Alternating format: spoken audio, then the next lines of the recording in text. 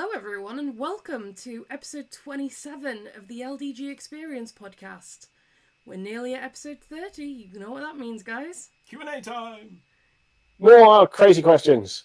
Yeah. Mm. So, how are you today, Pete? I'm good. I bought an air conditioning unit yesterday, so I'm basking in the fact that my room is actually slightly cooler than the face of the sun now. Because I'm British and I can't stand anything above 15 degrees. So now I have a way of making it not that anymore.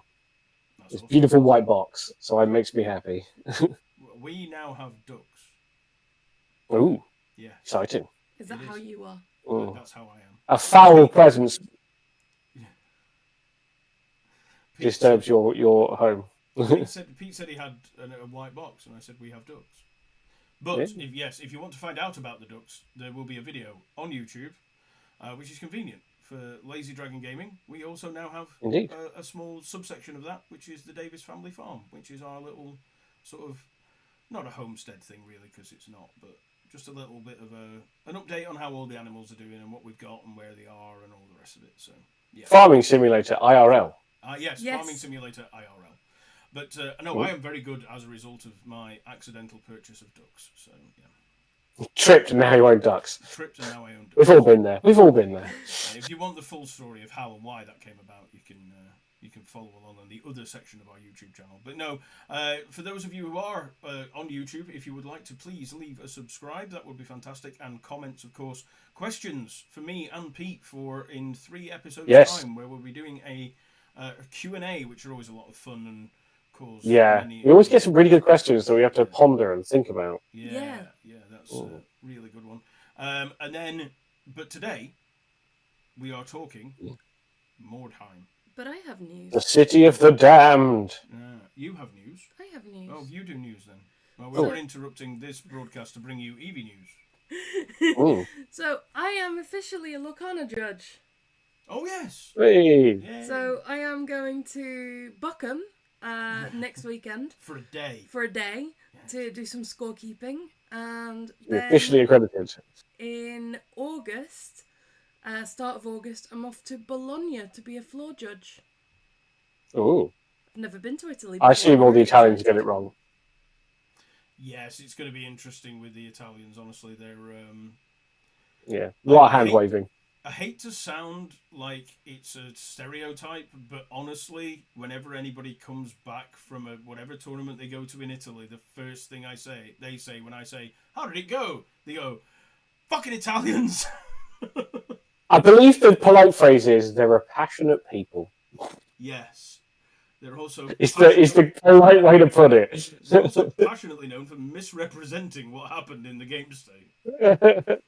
Yeah, it totally happened like that, Your Honour. Yeah. But yeah, so Evie is now an accredited judge for the Lorcanas. She will be floor judging. Awesome. And I will be hopefully playing in Bologna. You're judging floors? Yeah, she's just judging the floors in Italy. Yeah. I've heard they have some good ones in Italy. Yeah, mostly ceilings are what they're known for. No, I'm not accredited for ceilings yet. Just floors. Ceilings, just floors. Yeah, she can't do this. Yeah, that's a higher level of judge. Yeah.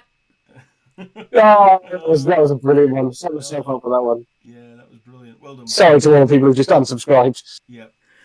Speaking of people who have subscribed, actually, welcome to all our now viewers and listeners around the world. For we are only this world. Yes, but only this internationally renowned. Yeah, not Mars yet. Our Filipino listeners are growing. Yes, there are more of them. Yeah. So hello to you specifically, Filipino people, and across the south of America, we seem to be quite popular. Yes. So like in the southern states. The southern states. So howdy. Howdy, I guess. Yeah, I'm not sure. But, So if you are listening, please share us around. But in the meantime, can we now go on with Mordheim? Yes, you can. Right, you can do your thing again now, Pete. Cool. I wonder what I was going to do. Now I've lost my train of thought. The City of the Damned. It was tagline for Mordheim was City of the Damned, Mordheim, or Mordheim City of the Damned. So a little bit of background before we get into the factions involved in Mordheim. There was a town in the Empire, quite a large one, a bit of a metropolis, really. It was populated by quite a few people. I believe a trading hub. There were quite a few people came in to do. Yeah, it's kind of vaguely sort of centrally located, if I remember rightly. Yeah, it's fairly it's above Sylvania on the eastern side, but it's in the not Sylvania. The problem is my camera is like reversed. So if I start moving things down, I'm like, if you're here, they'll be like the opposite on the phone. So I know the geography based off of Warhammer Total War, not my knowledge of the Empire. And in Warhammer Total War 2, which is what I played, Mordheim was above Sylvania, just off to the right, so on the eastern side. So it's all in the southeast-ish part of the Empire. Below the... quite a thriving metropolis. Wasn't like huge or anything, nothing like Nuln or Altdorf or anything like that, but for its sort of size, it was quite populated, and I believe a lot of trade happened there down the river that was close by, if memory serves. But this is going back quite a way. I'm dredging. I'm trying to see if it's on the more modern map of like Mordheim. Don't go here. Yeah, but then a catastrophe did strike. As quite literally, a meteorite made of Warpstone. A chunk of the moon, mortally. In fact, the one cool thing is it happens. All of this takes place in the past of what was Warhammer current setting. Yes. Because it happened in the year 1999, which coincidentally was the year the game was released.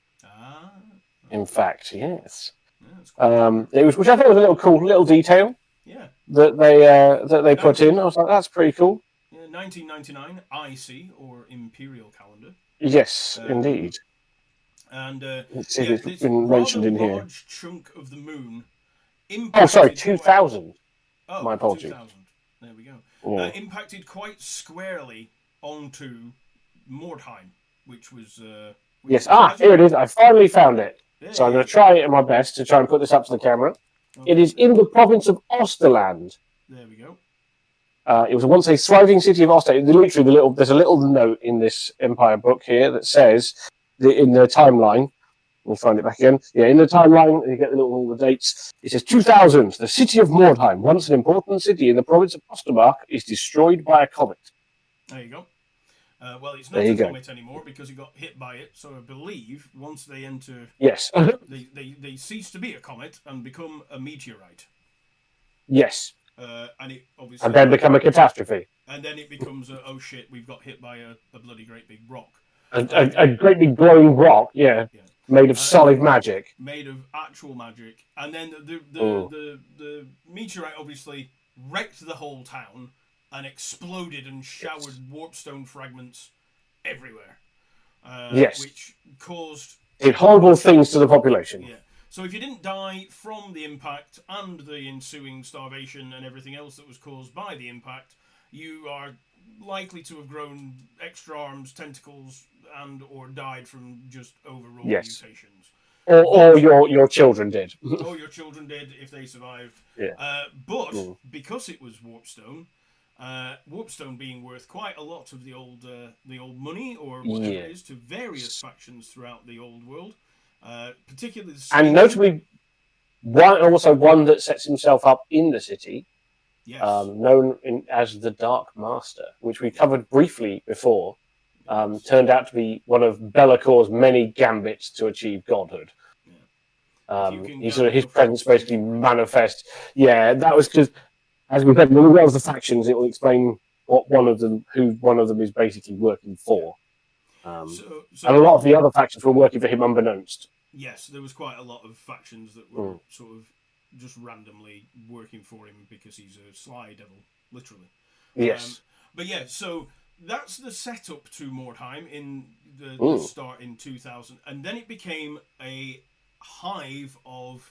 adventuring gangs very similar to Necromunda, which we discussed earlier, where factions would send their sort of swarthy types in to gather as much warpstone and loot as possible because there was the big trade centers. Yeah, because you've got the city, so you've got most of the city, and then there's like a big crater in the middle. which is where obviously the meteorite impacted. And that's obviously where, as you get closer to the crater and as you go further down, there's more riches to be had, but there's also more weird and wibbly things down there. Yeah. You can run afoul not of unlike the all sorts trapdoor. Yes, you can run afoul of all sorts of things, up to and including Chaos Spawn, Minotaurs, Yes, and all sorts of minor demons. I believe one of the cool like there was a scenario I think in either Fanatic magazine or White Dwarf or something where it's just like a bloodletter's just on a rampage. Yeah. And you just have to try and stop it and avoid taking as much damage as possible. Yeah, so any of those things can randomly assail you, pop up whenever, like during the course of the game. They can all roll a dice for an encounter, and it can be random. It can be good, but mostly it's very bad. With Warhammer, of course, it's mostly bad. Yeah. So of course there are different factions, and of course the different elect accounts, who obviously all want to gather Warpstone as well because it has many uses throughout the world. They send adventure types off. They say, we'll give you some money, put together a group of likely candidates, and off you trog to Mordheim and bring us back whatever you find, and we'll pay you for it. And that's the basis of the game. But when you're actually a lot of the factions were various subversions, sort of sub-factions of humans. So they were literally like, you had your Middenheimers, your Altdorfers, your like Osterland, Marienburg as well, one of the out of the province, like the big trading city. They were like some of the big factions because it all came. The original. I'm going to go into some actual history now because I was looking at this because I couldn't find my rule book, but I did manage to find a couple of White Dwarfs. So this is White Dwarf 224, where the first Mordheim, because it was before the game was released, it was actually released in White Dwarf as a 2-part series. Where they basically were like, hey, we've got this cool idea.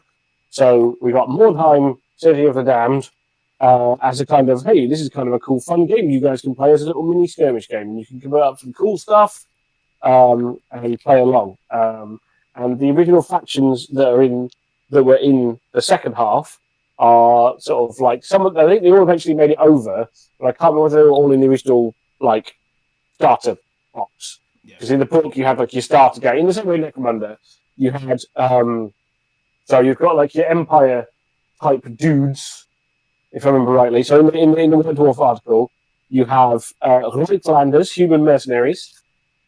You had the Possessed, which I know definitely made it across. They were like your Chaos gang.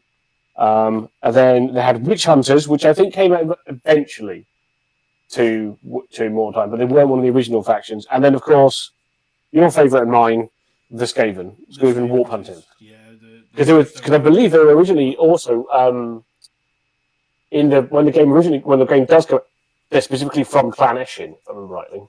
Yes, I believe that because they're Night Runners. Yeah, I believe one of the first Night Runner models, one of the newer ones. Yeah, was actually... the plastics. It was the plastic frame. Yeah, it was the plastic Night Runners were the release box for Skaven. Yeah. Same with what became the Empire sort of what do they call them? Free companies. That was it. The free company that you get, or I don't know if you can still get it, but up until very recently you could still get it, was actually a Mordheim gang repackaged into Cities of Sigmar for Age of Sigmar. So you could still buy that, and when we did a Mordheim campaign, everybody wanted it because it was just such a great box. It had all the different weapons. And I had so many great things. All the things in it that you needed to play Mordheim. Yeah. The other cool real history thing that I love is I believe that there were quite a few not Age of Sigmar, sorry, fantasy models that started life in Mordheim. Yes. Yeah. And you were showing we got here we go. This is the release of it. I don't know if you can see very well, but we've got these are the plastic human mercenaries, which became the free companies. And yes, and then the Skaven Warp Hunters would go on to become Eshin Night Runners. But one thing I did want to mention is because he's one of the things I absolutely love about this era is the GW artwork, and this is the cover art for Mordheim. I think it's one of the last cover piece, or must be the last cover piece done by one of my favourite Games Workshop artists, Jeff Taylor, who's responsible for some of my favourite Games Workshop art over the years. And yeah, he's the guy who did like Titan Legions and Dark Millennium and things like that. Oh, right, okay, The big iconic pieces. Yeah, and I believe this is his last cover art for a game, at least. But yeah, it was they went all out with this when they released Mordheim. It had an awful lot of awesome, in the same way that Necromunda does today, has a lot of cool models that are like they do a really good job of evoking the sort of place and sort of bits of Imperial society you don't always see. Mordheim, even right out of the gate, had a really good job of depicting different provinces just in a few characters. Some of their hired swords and hired guns were really beautiful as well. And yeah, it was a gorgeous miniature range when it first came out. Yeah, I absolutely loved it. I was really fortunate enough to be in Games Workshop Preston on the weekend that Mordheim was released. I got to play it the weekend it came out. I absolutely fell in love with it. I love it. It's a great transition from role playing to miniatures games. It's a really good way of having that. If you're a role player, because that's how I started being a role player. You're a role player and you like miniatures games, Mordheim and Necromunda. But for me, because I prefer fantasy, Mordheim is a great way of fulfilling both of those things. You name all your characters. I think they all progress onwards. They get better. Well, they can die. That's gonna be one of my things where I didn't like it as much as Necromunda, because in Necromunda every member of your gang has that progression thing. The thing I wasn't a huge fan of that in Mordheim, which was different, is you had your heroes, hero characters in your gang, but then you had like war bands of like plebs, and they didn't really progress. They were just a little like 2 or 3 guys in a group that were just minions. And I think because everybody. Yeah, but I mean, but as I said, when I first played it, it was like I was a bit saddened because I was like, but I want everyone to have cool names and like progression. That's what I loved about Necromunda was, like I said, it's that story progression that you just that unfolds just from playing a campaign with a bunch of mates. You end up with all these cool stories that just come out of what happens in a game. And your characters start gaining personalities just because of how they end up on the tabletop. Yeah, if someone loses a leg and becomes Limpy McLimperson and all the rest of it. Yeah. Or becomes utterly devastating with this random weapon that they have. Yeah. It's like it's great. It's always interesting how he basically tripped over his own feet, fell down a hole and lost his leg rather than anything. Yeah, it's definitely some like heroic combat. No, he didn't like lose his leg to like an ogre in a one-on-one duel or something. No, it's because he tried to jump from like one platform to another, slipped and fell down, and then like passed out and then woke up missing a leg. That's literally how it goes down. Yeah, and that's always funnier, I think. Yeah, old One Eye who turned a corner and walked into a beam, like stuff like that. Yeah, but tells everyone he lost it to a Skaven, assassin. All that sort of things. Both Necromunda and Mordheim are very good at the narrative, sort of getting better type things. All your characters experience and all that. Yeah, there's games where you don't really care who wins and loses, as long as no one really gets massively screwed over. Because it's just you tend to be. I don't want to say like cooperative because you are still fighting against each other, but like.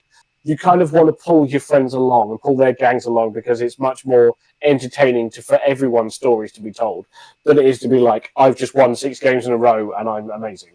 Yeah, I'm now unstoppable and you can't do anything about it. Yeah. I to be honest though, my first Necromunda Mordheim campaign was a bit like that. Because one of the factions that was in the sort of starter set that I remember, or in the starter book that I used, was Sisters of Sigmar. Yes, we'll come to that. So there was like a nunnery. There was like a nunnery inside of Mordheim, and they sort of were like, all these heathens have like turned to the Chaos Gods or whatever, but we shall bring them back into the fold by the violent application of hammers. Yes.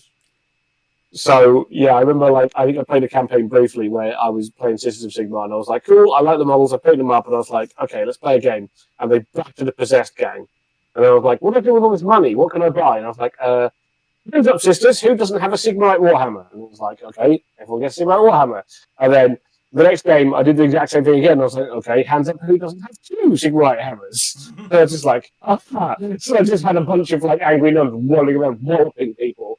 And then I had nothing else to do with my money, so I bought an opulent coach because that's the only one of the things you could buy. It did nothing for the game, for your gang. It was just you had it. It was like I've been able to spend all my money on a completely pointless item because I have nothing to do with money anymore. Yeah. So So yeah, that was my first introduction. I think a good transition there is into the gangs, because that's what we're here to talk about. Yes. The war bands. Yes, it is. Yes. They're not gangs. Mm-hmm. Gangs in Mordheim, Necromunda. Yes, they're war bands. War bands in Mordheim. Indeed. Evie's going to move her leg, which is going to also move my phone, which is what I've got all the list on. So, first on the list, because this is alphabetical, it's in no particular order other than alphabet. Avalanders? So the first one are the Avalanders, who are basically humans. Well, yeah, they're from the Avaland province. They're kind of province of Avaland's kind of a yokel province, remember, rightly? I believe so. They were released in Town Crier 10, revised in the Mordheim Annual in 2002. That's that. I don't believe there's anything very unique about Avalanders other than the weaponry they take and the price of it. A lot of the human warbands, were pretty much, they were all off the same idea. They might have occasionally had like a unique typish character, so like one of the ones we'll come to later, they'll have like the Wolf Priest of Ulrich. Yeah. But I think as far as I'm aware, most of the humans are just like a slightly different flavour. They've got slightly different hats, and like you say, they favour certain weapons over others. Yeah. I don't remember exactly. Let me just see if I can find out what Avaland's preference is very quickly without reading too much into it. If you just give me 1 second, just pause this for a second. Avaland's a very rich province. And as a result, exorbitant amounts of money are spent on the uniforms of the state troops. Sorry, 1 second. Pause because I want to find something. Yep. So the war bands for the Avalanders are all very flamboyantly done, and they're the most expensive clothing. That's the sort of they employ the city's tailors for their army basically, and so that's their difference. Oh, here we go. We've got the choice of warriors. That's fantastic. There we go. So while Pete's hunting around for things, you have to take a captain, but you can only take one, a single sergeant, and then how do you pronounce that? Maybe that looks very Scandinavian. Berg Jaegers. Sorry. Jaegers, which are you can have two of those. Youngbloods, which are the sort of the unnamed ones that Pete was referring to earlier. Mountain guards, of which you can take any that you want. Marksmen and halflings. Halfling scouts and marksmen. So they're the specifics for the Avalanders, specifically with those ones. And they all specialise in different things, obviously, and do different stuff. So, do they have any special things? Longbows, which your Bergjaegers you can only take those. Hunting arrows for the same things. And I think everything else is pretty standard. I've done a lot of research into this now. Everything else is pretty standard. So there we go. Yes. Avalanders are all pretty flamboyant. Your flamboyant feather hat wearing. There he is. There they go with their big feathers. They are the Avalanders. Indeed. I was never a big fan of playing human factions for things, so I definitely didn't play them. One that I did play is coming up next. Pete, can you worked out Avalanders? What do you think is next? I'm trying to go through A, B. B. I think Bogenhalf is a place.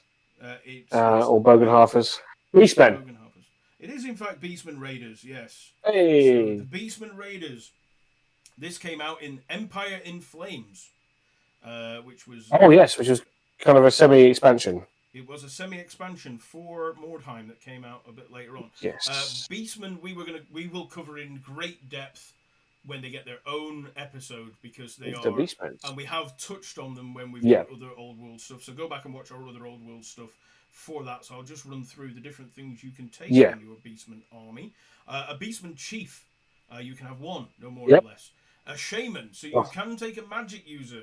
This is there's only done two, but this first one. You can have shaman, you can use magic in Mordheim. Bestigors, who are slightly bigger than Yeah, they're like your sort of bigger troops. Yes. You can have a single centaur. Yep. You can have up to Drunk off 5 his face. drunk off his face. You can have up to Mm. 5 gores, any number of ungors, 1 minotaur, which is Indeed. interesting. Yeah, big. That's your big Yeah. heavy hitter type deal. Is your minotaur, Yes. and then any number of up to 5 warhounds of chaos.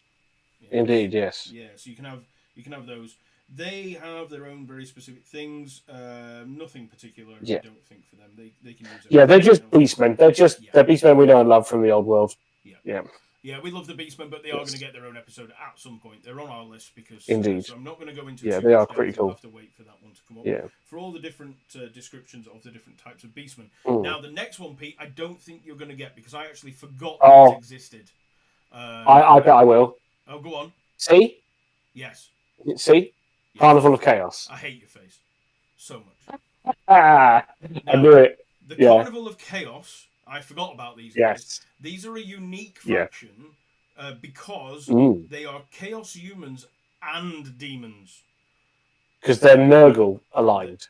Let's have a quick look. Again, this came out in Empire in Flames, so it was at the Yep. time a newer faction. Let's have a look. See, scroll through all the bits and pieces. Yeah, they have their sort of the models are really cool because they're sort of Nurgle cultist type and possessed and things like that, but dressed as like troubadours. I see. Yes. So with the sort of jester type, yeah, they have a really cool aesthetic. More so than standard Nurglings. I'm quite liking there is because you get plague bearers are one of the things you can have in the thing, and one of the plague bearers is literally sort of he's got a big ruff on and a codpiece and things, and he's holding up a severed head in that classic Shakespeare soliloquy. Alas, poor Yorick, I knew him well, Horatio. Yeah, which I think is really cool as a model. Yeah, that's fantastic. Yeah. So you can have a Carnival Master. He is your leader. You can have 2 brutes, which I assume are big hulking dudes. Yes, they're big, strong men. They're quite disturbing looking. Yeah. With their big hoods, the sort of faceless hoods, and massive flails. Ones, which yes. I've never heard of, actually. I don't know what a tainted one is. They are a bit like because they function similar to another game later on. So these are kind of like. Oh, okay. Yeah, they've got a little bit of wibbliness to them, but not a lot. You can have 2 plague bearers, which we just discussed. You can have any number of brethren, and they will be your spod sort of characters. Yeah, they're your sort of henchman types. Henchman types. And you can also include any number of Nurglings, which is possibly the single greatest. Everyone loves a Nurgling. Ever put in a book, which is any number of Nurglings, and you do that. Yes. I think that's mostly because no one can truly count Nurglings. No, you can't count Nurglings. It's just a thing. Yeah, it's one of those. I think they specific equipment for them. No, their stuff is mostly in the Nurgly type thing. They also have one of the coolest models for the range, which was the plague cart, which is kind of like a sort of their sort of circus wagon, but it's also a plague cart, which is pretty sweet. Yeah, that is awesome. Next on our list, do you know what the next one is, Pete? I'm just trying to think Is it begins with C as well? It does begin with C as well. Yes. Is it the Cult of the Possessed? It is the Cult of the Possessed. This one I didn't know. These are the human specific. This is one of the starter. This was the starter Chaos faction. Yeah. It came from the Mordheim rulebook. By the way, if anybody wants to play Mordheim and play it amongst yourselves as an odd thing, you can use just about any model you want for it, and all the models are available for free online. You can get everything. Pretty much. Yeah. As PDFs now. You can get them there. There's still a big contingent. Not as big as Blood Bowl or Necromunda, but there are still quite a lot of us around who love the old Necromundas, the old Mordheim, sorry. And they are all available for free online. You can just get them as PDFs if you want to play with your friends, which are fantastic. So the next one did in fact come in the Mordheim core rulebook, and I just quickly flicking through. So the Possessed, you have a Magister. He is your leader. Yeah. These are your classic Chaos Cult type people. Chaos Cult dudes, yeah. You've got your 2 Possessed. You can have 2 of those. You can have up to 2 Mutants and up to 5 Dark Souls. I don't know what's a Dark Soul, Pete. Do you remember what a Dark Soul is? They're just kind of, I think they're on the path to possibly becoming possessed, because you can see from the models. These are the Dark Souls here. Oh, They've right, kind of okay. got these sort of angry looking masks on them, but Right. they're sort of like a bit gaunt looking. Yeah, I think they've kind of maybe sold their soul, but I don't think it has. I think that's the sort of why they're called Dark Souls, is they're sort of, please possess me. I'm happy to sell my soul for stuff, but no one's actually quite bought it yet. It's sort of I see. eBay listing, one soul slightly used, Yeah. and no one's bid on it yet. So yeah. That's fair. Brethren, again, you can take any number of those as you want. These are your standard cultist spods. Yeah, just cultist squads from every sort of thing, every hooded, robed figure in the background that gets killed first. Yeah, with a pointy stick. Yeah. And you can also, you can bring up to 3 Beastman Gores, which is quite interesting. Yes, you can, because they have their own versions of the Beastmen. Yeah. Yeah, they have their own Beastman things. Indeed. Excuse me. Again, I don't think they have any very specific armor or weaponry that they can take their hands on. Their thing was more in the sort of magic and the chaosy stuff and the mutations and stuff they could have access to. Okie dokie. That was more their thing. Yeah, so that's the Cult of the Possessed. Next, Pete, do you know what's coming up next? Quite an easy one. I want to say Dwarf Treasure Hunters. Correct. You are correct. It is the Dwarf Treasure Hunters, one of my favourite factions in Mordheim. I love me some Mordheim. They're fantastic. These came out in Town Crier, which was a very specific specific thing for Mordheim. So yeah, there was a period. So basically, there was a period of the sort of what they call the specialist games range, where all of the various games had their own like mini magazine. So you had the Blood Bowl journal, you had the Necromunda magazine, you had Town Crier, because that came from when they first released White Dwarf. So every time there was a section in White Dwarf for Necromunda, it was headed up as Town Crier, like it was the newspaper of Mordheim. And that used to be whenever you see the section, that was the section for Mordheim and White Dwarf, and it ended up getting spun off into its own little magazine for a period. Then all of those magazines then got condensed down into Fanatic magazine briefly, whilst Vicious Game Studio was sort of on its last legs, and then then it all went bye-bye for a while. And then it came back. Until recently. And then recently things have started returning. So yay! They did get revised in the Mordheim Annual, which condensed all the Town Criers in 2002. So there we go. Dwarves don't need an awful lot of explaining because dwarves, and hopefully everybody knows what they are. There's treasure. Of course, dwarves are going to be there. They're going to turn up. Yeah. You hire a noble. He is your leader. You can have one. You know more, no less. You can take an engineer, which are kind of cool, and I believe they help your shooty dudes. Yeah. Yes. You can take up to 2 troll slayers who go to Mordheim to seeking a valiant death against weird creatures. Any number of dwarf clansmen. These are your bog standard dwarf warrior in whatever you arm them with. You can take up to 5 dwarf thunderers. Now these are unique because they are black powder weapons. So not every faction gets access to black powder weapons. The dwarves, they certainly do. And then you can take any number of beardlings. Beardlings are basically dwarves whose beards are not quite long enough to make them any other kind of dwarf. They're the young ones. They're kind of like your Jews in Necromunda. They're your sort of younglings. They're the sort of ones that are young and will progress. Yeah, they come out. They start off a bit, naff, but they progress really quickly. So the dwarves do get some nice special rules, which make them a little bit different. They are resource huntery, so they do find stuff loot better. They have true grit, which means they don't get knocked down or stunned as easily. They have thick skulls, so they get a better save from being knocked down and stuff like that.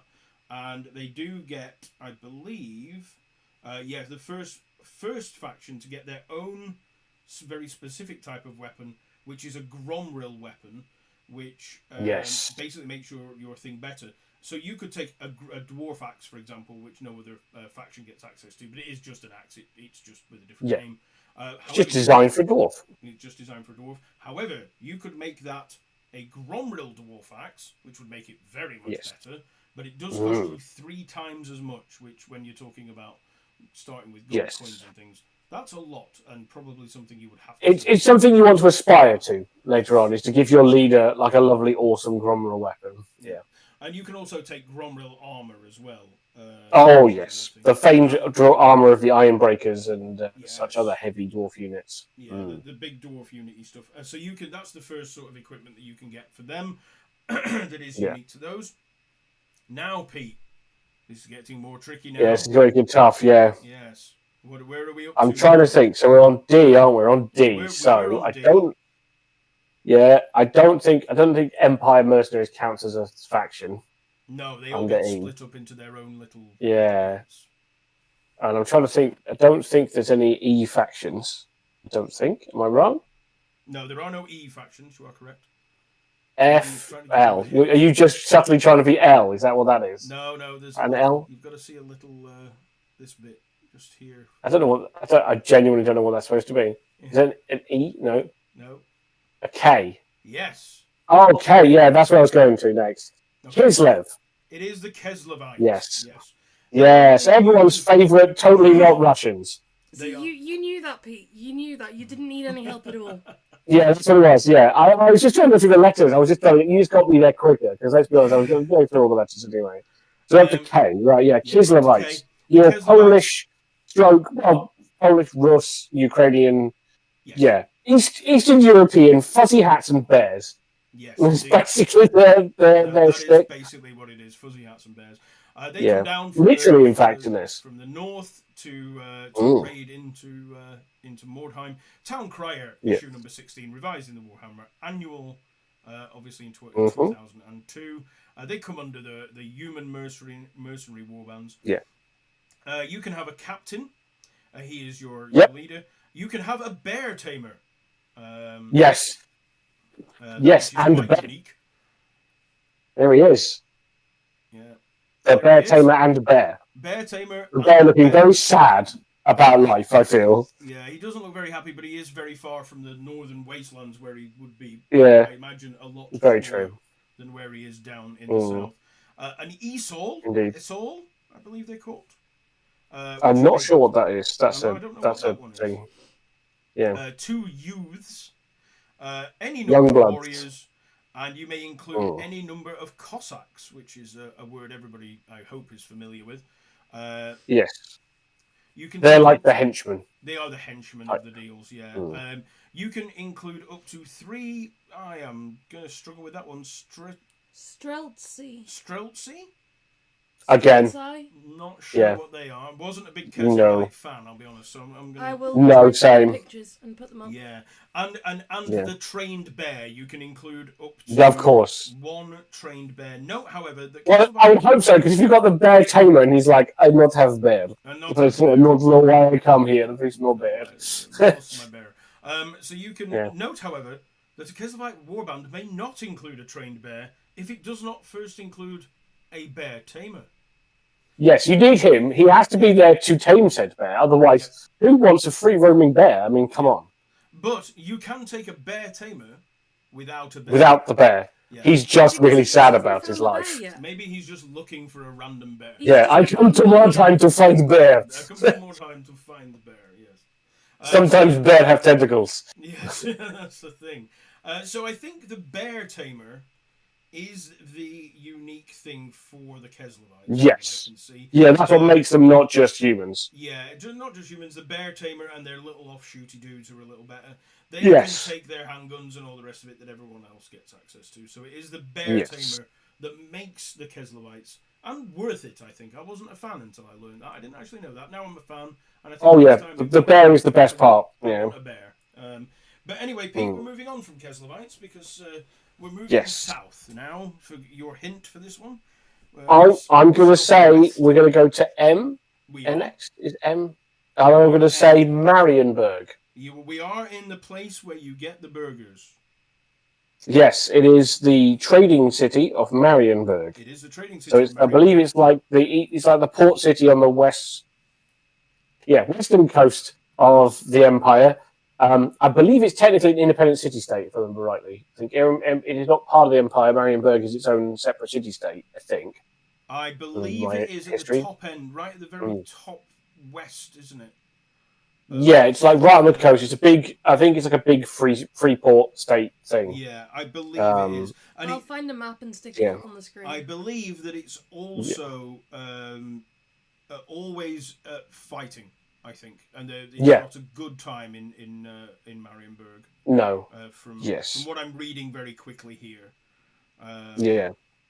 And they're always a bit of a. They're right next door to Altdorf, which doesn't help them because obviously, Altdorf being the capital of the empire, I believe at this point, Yes, would be. they are getting all the money and all the stuff, and of course, the Marienburgers have to put up with being attacked from all sides by loads of different gribbly stuff.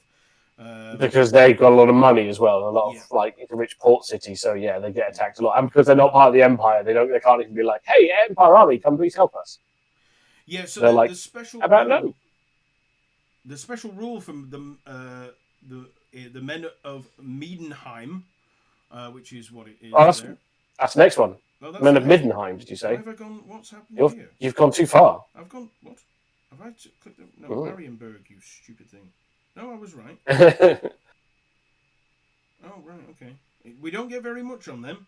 They're just they're just guys from Marienburg. Yeah. So the next one is the one that you're thinking of, which is going to be the very Miedenheim. Middenheim. Again, there's not It's a really great a city. so here's Miedenheim. There we go. Although the special rule for Miedenheim, where we're at, which was what I jumped to, because of they're famous for their physical prowess to represent their advantage in size and bulk. The champions and captain of Miedenheim start with a strength of 4 instead of 3, which is actually a really big advantage in the game. Yes, this is the same as their counterparts in the Empire Army, which is the Knights of the White Wolf. Yes. Because Middenheim being famous as the capital of the cult of Ulrich, the god of wolves and the hunt and things such like that. Yes, it's a big, massive, it's like a massive, almost mountain that's had the top cleaved off, and the city is on the top of this thing. You have to get up to it takes a damn long time because you've got to go up on all these roads that go around the sort of mountainy bit up onto the plateau. And the big head temple of Ulrich is there. Ulrich, the head of the cult of the Ulrich, is there, and the Knights of the White Wolf are based there. And they tend to be big, shaggy northern men with big muscles and stuff. That's their sort of aesthetic of Middenheim. A very important city. I like those two factions. Wouldn't play them. They're humans. Yeah. But they have a bit of character to them. Cool. Like they're a bit different. The next one, Pete, do we know where we're going next? I'm going to say Ostland. Oh, you missed. Ostlanders. Did I miss? Marienburg, Middenheim. Oh, Ostlanders, It's still a no. Trying to think. Osterlanders and the one after this one. So what's after Ost? Before Ost, I should say. Before Ost. I'm just trying to think. I'm just trying to think of what other factions. I'm trying to take any hints. I'm desperately trying to think if I can think. Does it help if I tell you it's one of my favourites? Especially part of this faction. And we have done an episode on this faction.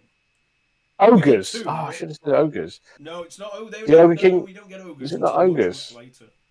Much later. No, I don't know. Actually, I'm genuinely not sure. Mate. I forgot that orcs were actually in Mordheim. Orcs, mate. Orcs and goblins.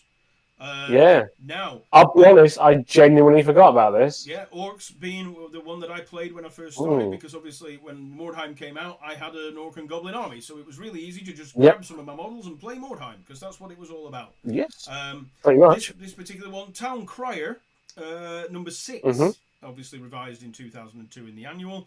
The author was Mark Havener. Did you know him at all? You know Mark Havener? No. No, okay. No, there's a lot of the guys in the specialist games that came and went. Yeah, so obviously they suffer from animosity, which is the thing that orcs and goblins are very famous for, and they also suffer distasteful company, where many of the highest swords won't work for us. So orcs may only hire pit fighters, ogre bodyguards, or warlocks. That they're only ones they could hire. Everybody else can hire loads. Yes. The animosity. These ones are kind of cool. You roll a d6. On the roll of a 1. The warrior decides that the nearest friendly orc and goblin henchman has insulted his lineage, personal hygiene, and must pay the price. If there is a friendly orc or goblin henchman or hired sword within charge range, they must charge the offending warrior and immediately fight in combat. After that, they move 1 inch apart. If you roll a 1 to a 2, it's called What Do You Say? which is the warrior is fairly certain he heard an offensive sound from the nearest friendly orc or goblin, but he's not quite sure. He spends the turn hurling insults at his mate. He may do nothing else. And He doing may nothing. defend himself if he's attacked. So, and then the last one, of course, if you roll a 6 is, I'll show you. The warrior imagines that his mates are laughing at him behind his back and calling him silly names. To show them, he decides he'll be the first one into the scrap. The model must move as quickly as possible towards the nearest enemy unit. Yep. Model, sorry, because no units in Mordheim. Charging into combat if possible. If there are no enemy models within sight, the orc or goblin warrior may immediately move a normal move. If this move is in addition to his regular move. So he can move extra to show his mates. Oh, yeah. You would probably throw a guy across a board, yeah. Yeah, stuff like that. So he gets in. So rolling a 6 on the animosity table, not too bad. Rolling a 1, pretty horrendous. But that's yes and no, but he could also be like one of your champions who could then run into the middle of a massive posse of enemies and then get surrounded. Yes. So, animosity, it's a double-edged sword. Let's put it that way, at best. There's a lot of one edge and a little bit of the good edge. For orcs, you may take, of course, one boss, and this one must be an orc. You can't take goblin leaders into one. No. It's a very unique situation. However, you may take a shaman. Again, this is another thing where you get some magic, which is kind of cool. 2 big uns, which are, of course, big hulking bodyguard-type orcs that follow the boss around. Orc boys, you can take any number of orc boys. And goblin warriors, you can... your war band may include any number of goblin warriors, though it may not have more than 2 goblins for each orc. Important to keep them under control. Because they're sneaky. And you can have some, but if too many, it's dangerous. Yeah. You get too many goblins in one place, and they will nick. They start thinking. Piss off. Yes. You get sneaky. Or they start thinking about things above their station. Yeah, you get me, basically. I would do that. Yeah. I would organise the goblins into rebellion and fuck off with all this stuff. However, the reason to take orcs and, of course, goblins is that you get access to the following 2 things, which are amazing. Cave squigs, in which you may have up to 5 of them. You may never have more cave squigs than you do goblins, though. Because the goblins have to keep an eye on the squigs. They're the ones that are looking after them, yeah. That's not an orc job. And the other thing you can take is a troll. Because, of course, I was going to say they have a cave troll or a cave troll or a storm. A river troll sometimes. A river troll or something like that. So you can take all of those things, which is kind of cool. They are, of course, limited a little bit in the in some of the stuff they can take because orcs and goblins don't do things like halberds very often.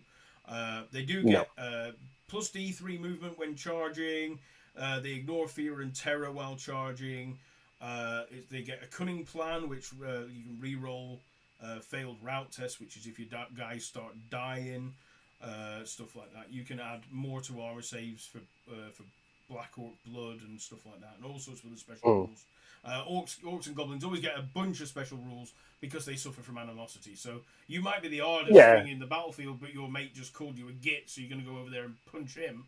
It's one of those, like, they say always that you're playing with orcs and goblins is, yes, when they hit you hard. The question is if they'll hit you. If they'll hit you, or if they're going to kill the goblin because he thought he called him a git.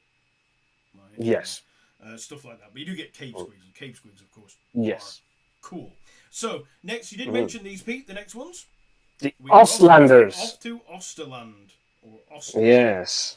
This was, of course, they are... Town Cry. Yeah, they're an odd... Yeah. They're an odd-looking bunch, if I'm brutally honest. The models are very sort of thin. Their big colours are black and white. You can see the Ostlanders on this side of the page. They're kind of... they're just a variant. They're one of a bit like the Overlanders or the... they're just a slight variant. They do have a special rule, though. They'll have one. Yeah, they have a couple. The special rule is self-sufficient. Yes, because they're all like, They have no desire to give their hard-earned gold to outsiders. Sounds like a Yorkshire to me. As a result... Well, I think that's pretty much what they are.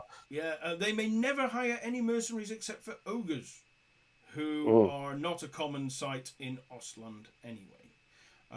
You get an elder who's in charge, blood brothers who are the hero-y types, a priest of Tal. What can you tell me about Tal? Yes, Tal is like the god of nature. and the wilderness. That's kind of his domain. He's like, hunting. Is well, more hunting and stuff than say Ulrich. Ulrich's like war and wolves and things like that. Whereas Tal is more your kind of the guy. If you're out in the woods, that's the god you want to pray to because he's the one that's going to help you with that kind of thing. So yeah, a bit like that. Yeah, he's just kind of a Kernoth type. Yeah, type Kernoth presence. Yeah. Okay, cool. Yeah. Well, you can have a priest of them. Kin, they call them. You can have any number of kin. This sounds a little bit rednecky. Yep. We're getting a little bit redneck. Yeah. Kinfolk. Well, Yorkshiremen. Yeah. Yeah. Well, there you go. Ruffians. You can include up to 5 ruffians in your thing, and up to 7 Jaegers. Who, of course, Jaeger means hunt, I believe, or hunter. Hunters. Yeah, they're like hunters. I think they're sort of like they'll be like literal hunters, like with bows and arrows and stuff. Bows and arrows and stuff like that. And of course, 1 ogre, because there isn't enough food for more than 1 apparently. So there we go. That is your Osterland, Osterland contingent. Again, they're mostly human with the odd ogre thrown in. Yeah, pretty much. Yeah. The next one, Pete. Do you know what we're going to next? I want to say P. No, no, is it R? I got too far. We know that O is there. No, there's no other O's. We've done O's now. This is, of course, from the main game, the initial release and a few add-ons in Town Crier. Yeah. There are others. Are we on to Pit Slaves? Oh, no. No, they're not in the first batch. Here with P. OP, yeah, I can't think of what we're So we're off to R. Does that help? So the Pit Slaves aren't on your list. That's interesting. No, Pit Slaves are not on my list. They're not in the first batch. Reichlanders. Reichlanders from the main rulebook of yes, they were the very first sort of metal models to come out with. They came out literally with the rule book and everything and the box set because they were like, they were just like, here's how to flavor your basic human mercenaries to Reichland, which is obviously where the capital Altdorf is. Yes. So they are the most generic of generic humans. They are indeed. However, they do get a couple of special rules. The first one being that their captain's leadership expands 12 inches instead of 6, which is quite important in Mordheim. A very, very good skill to have. Because if your little youth is off on his own on the side, 8 inches away from your captain, and he has to take a fear test, and he's only got leadership of 6, his captain can't be like, "Oh, it's okay, he's going to be afraid. I've got you. Don't worry, you'll be fine." Stand fast, child. Stand fast, child. But normally he would fail. So, and then their marksmen get to add +1 to their ballistic skill, which is very, very good. Interesting. So that's them. They're just, other than that, they are just human mercenary types. Yes. The next one, we are off to, you've mentioned earlier. I'm trying to think. So we got R. Yes. We're going to S. We are on S. We're on for the sisters. Are we back to that? We're on to the sisters. Yay! My personal favourite, I've never played. And I believe, if I'm not mistaken, that this faction was designed specifically for Mordheim, whereas the other ones existed kind of anyway.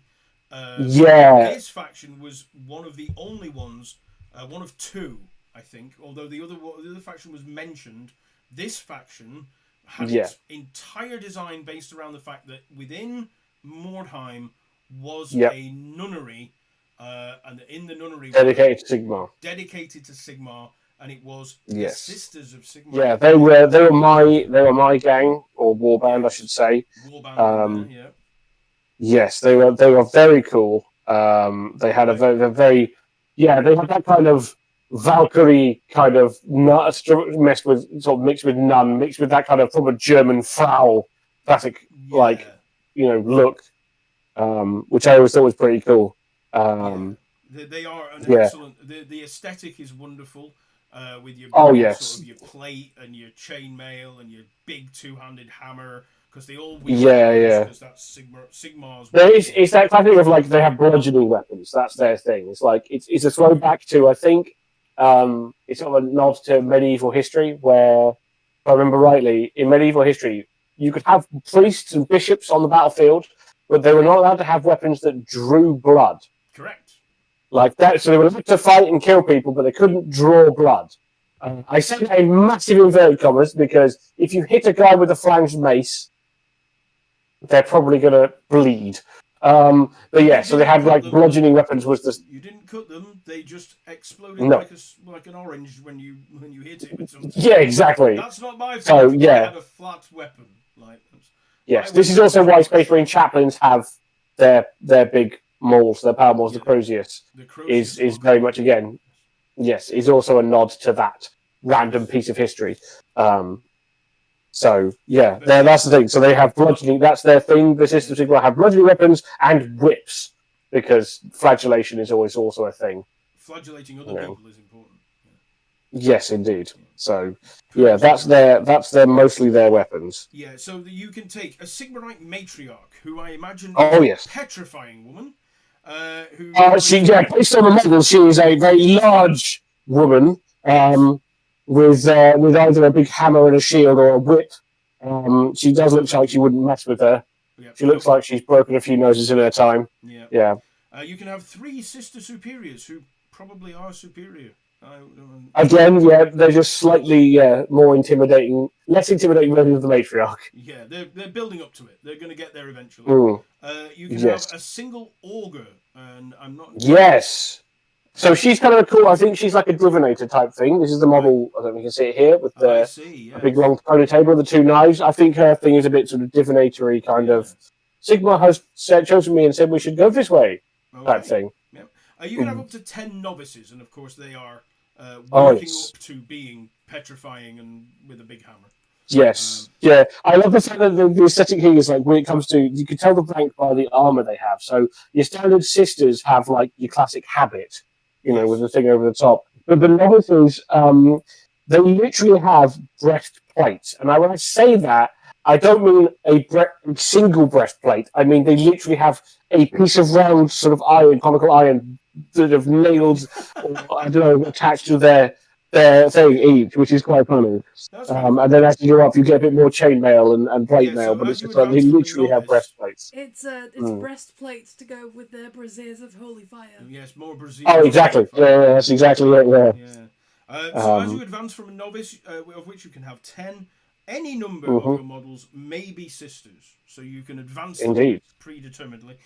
Let's see what we've got on the weapons, because I'm pretty certain they have some. It's mostly hammers, flails, mauls, and the occasional dagger, I think, and slings is their missile weapon. They do get the sign of Sigmar. The sister is favored by the great god Sigmar.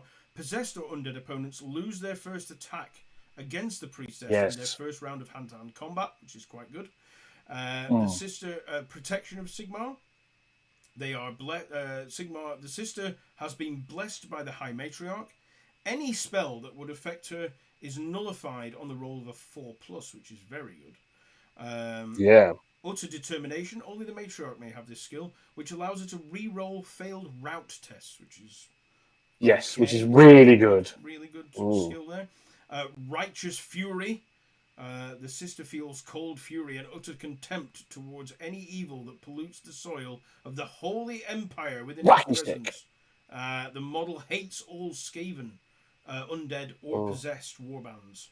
Who doesn't? And all models in them. Hatred, I believe, lets you re-roll hits. Hits in the first round of combat. I believe that's what it does. Now, actually put important straight across, I think. Yeah. Special equipment that they can take. Obviously, they get hammers, which you would imagine, but you can take a Sigmarite hammer. I should say. They were pretty badass. Anything else in there that is different? Yes, you can take a holy tome, which costs 120 gold, which is scary amount of money. Honestly, blessed water and a holy relic. All of these things do damage to the previously mentioned force. Yeah, the evil factions, the factions of the damned and the dead. Yeah. Yes, they do things like that. Next on our list, because we can't dwell too long on the sisters, as much as I would like to, because I do like the sisters. Next on our list, cool. Can you guess where we are going? I want to say, are we moving to T? Is that where we're going to next? We haven't finished S yet. Oh, missed an important S. Oh, Skaven. Of course.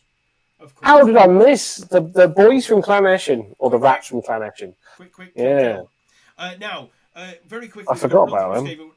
Our previous episode was on the great clans of Skaven, and we are going to cover all of Skavendom, but we wanted to do the great clans first because that led nicely into Mordheim. Indeed. And then from Mordheim, next week we're going to go into more depth and do a bit more research into actual Skavendom overall. Yes. Do some of that and fill in the blanks that we missed from The Greek, loathsome like rat the men. warlord clans and all the rest of it that we haven't covered quite yet. And some of the characters of said.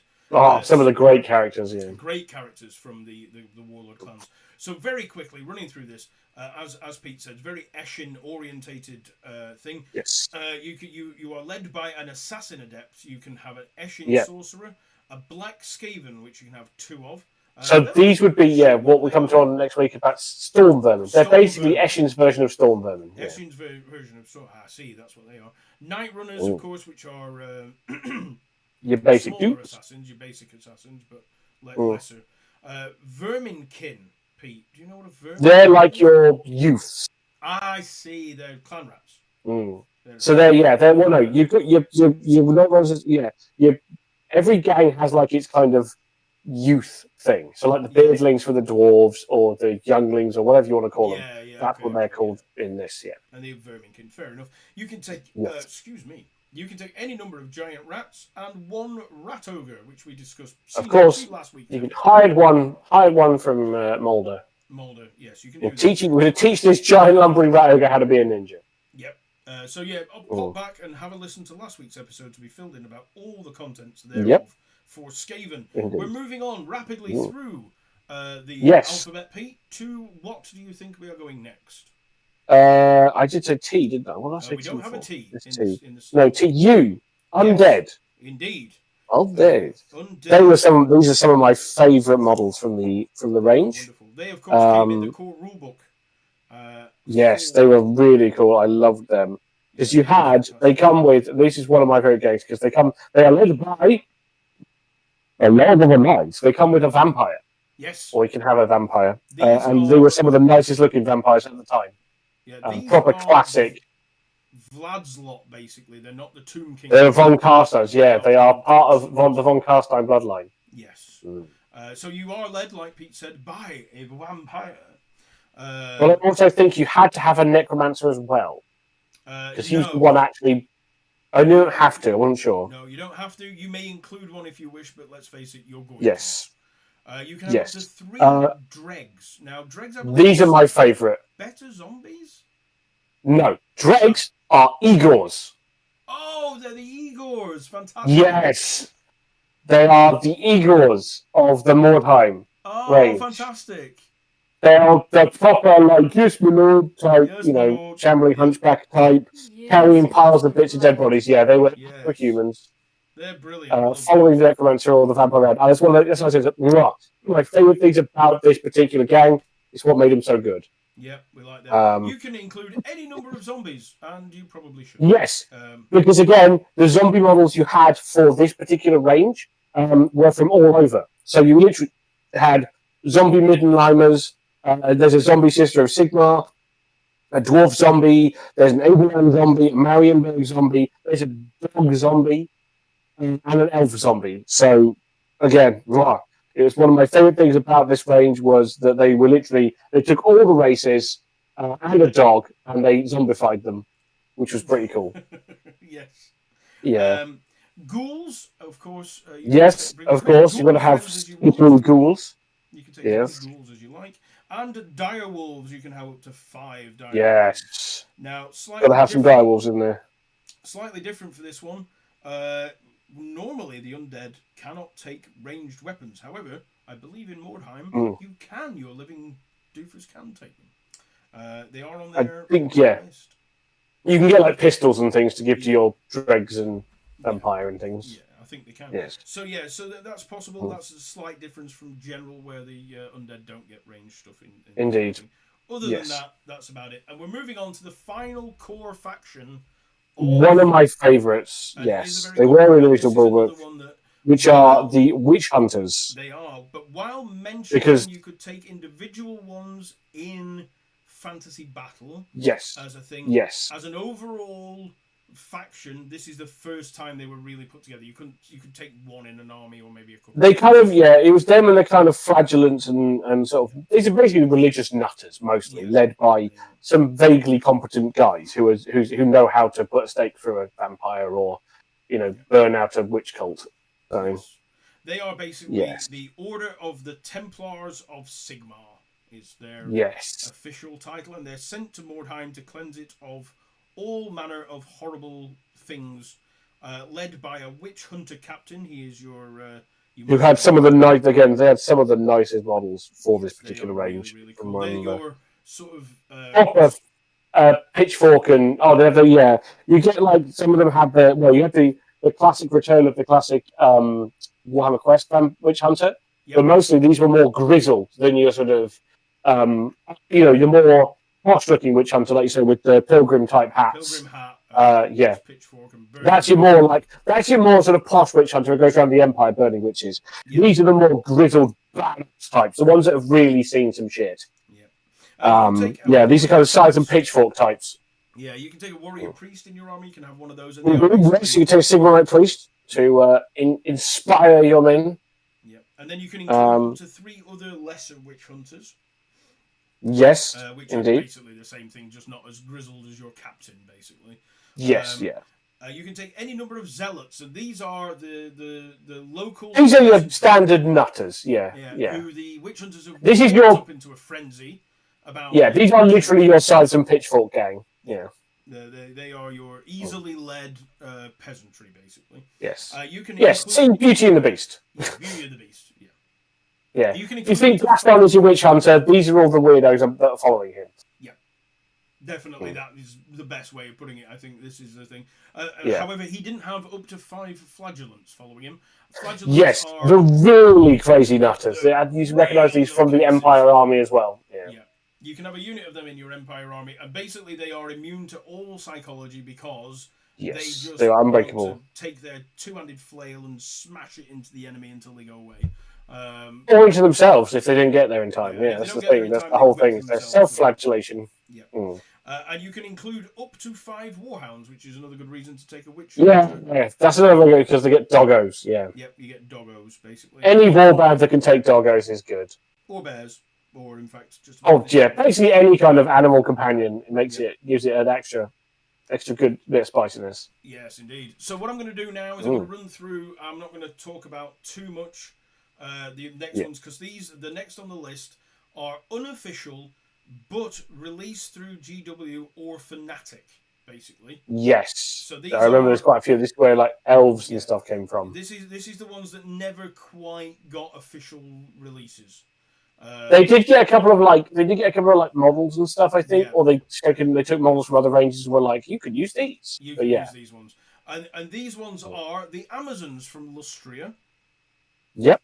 The Arabian Tomb Raiders, who are kind of from their Emery bodies who've come over. Black Orcs, you could take specifically Black Orcs.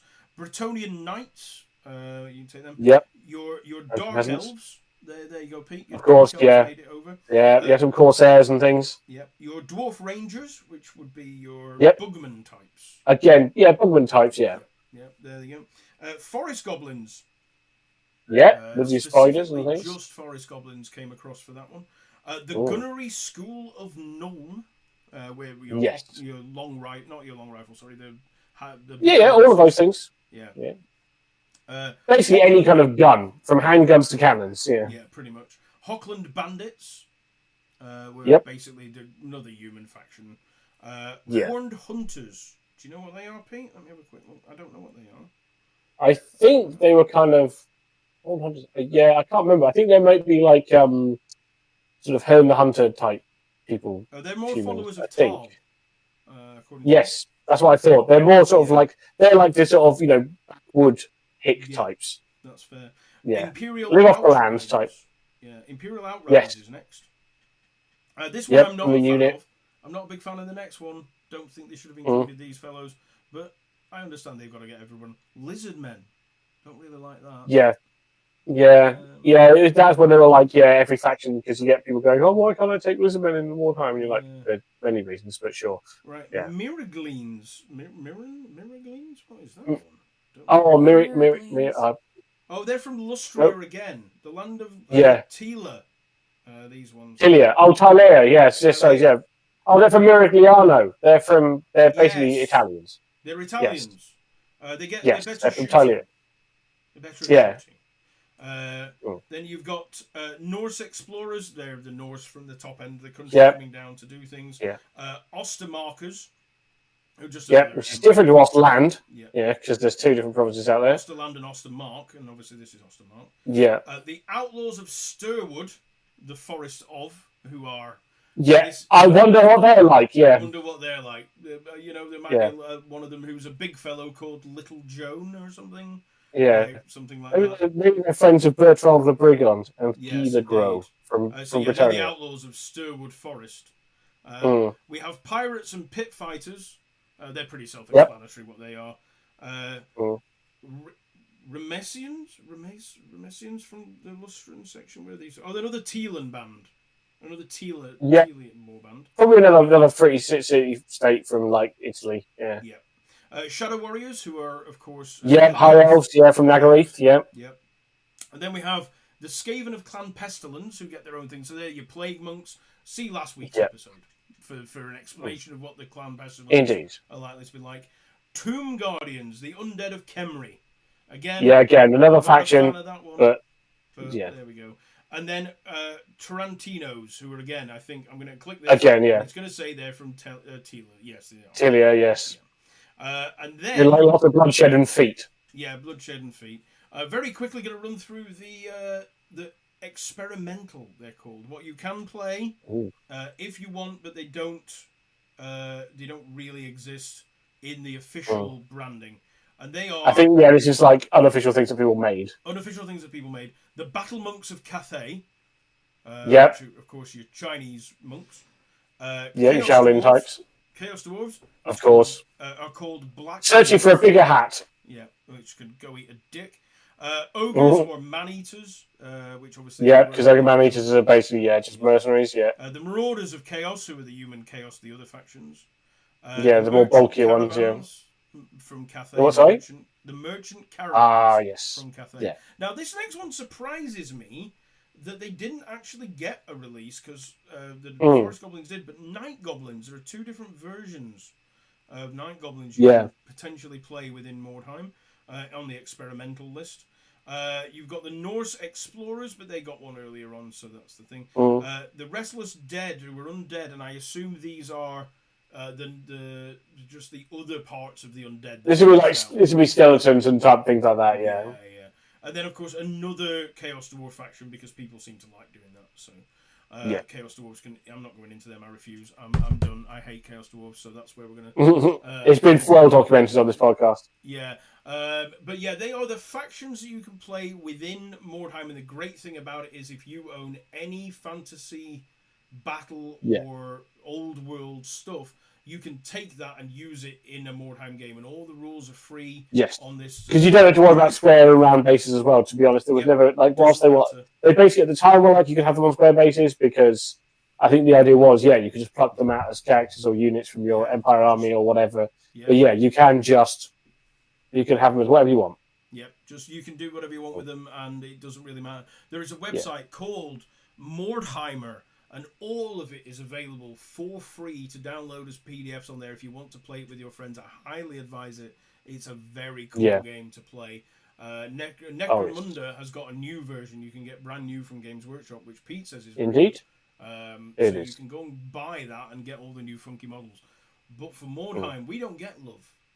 We have to have a PDF. But as I said, if you've got stuff lying around, like I do, old models for Night Goblins and all sorts of stuff. You only need a few. You're talking like 10, 12 at most. Yeah, you can get away with... I think most warbands are maxed at 15. Yeah, so that gives you an idea. That's a big warband. Yeah, so if you get to 15, it's a big warband. But it's a fantastic game. You can just...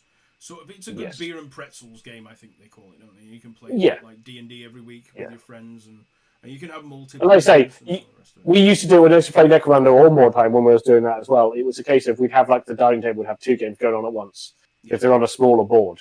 So two of us, four of us could play at a time, and we just get together 4 or 6 of us, and we just sort of rotate, opponents, and just have several sessions of an evening because they don't take very long. No. And like I say, the best part is almost always the best part is almost always after the game, where you're sort of doing the after gaming, advancements and injuries, and you're telling stories about what happened, and it's great. Yeah, Yeah, that's it's fantastic fun. one of the best parts of these games. Yeah, Yeah, that's why I like them.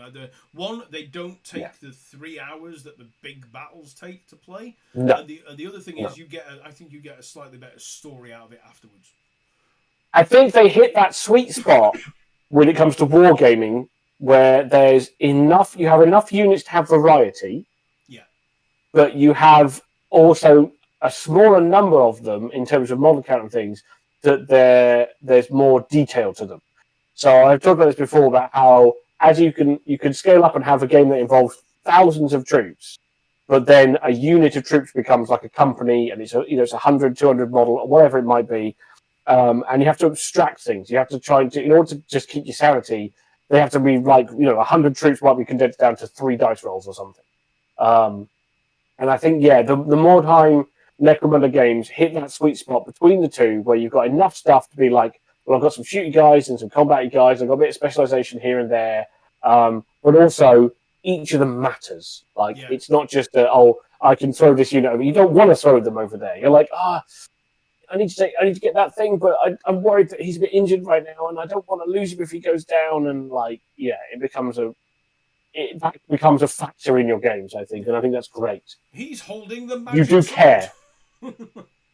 Yeah, you care about your characters, and I think that's what is good. You start making decisions based on feelings, not always based on right. Because I find myself sometimes in games where like, I will throw all of my guys at that objective because I need that to win the game.